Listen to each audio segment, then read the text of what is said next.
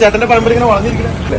ഇനിയിപ്പോ ഈ വീഡിയിട്ടാലേ ഓരോരുത്തർമാര് double meaning ആണെന്നൊക്കെ പറഞ്ഞ് ഓരോ ഇതൊക്കെ ആയിട്ട് വരും. ചെയ്യുന്ന തെറ്റുകളെ എത്ര ന്യായീകരിച്ചാലും തെറ്റ് തന്നെയാണ്.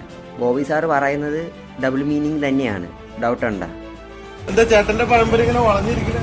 ചേട്ടന്റെ പരമ്പര എന്താ വളഞ്ഞിരിക്കുന്നേ എന്ന് പറയുന്നത് ഡബിൾ മീനിങ്ങാ. നേരെ തിരിച്ചു ചോദിച്ചു കഴിഞ്ഞാൽ ഡബിൾ മീനിങ് ആവത്തില്ലല്ലോ.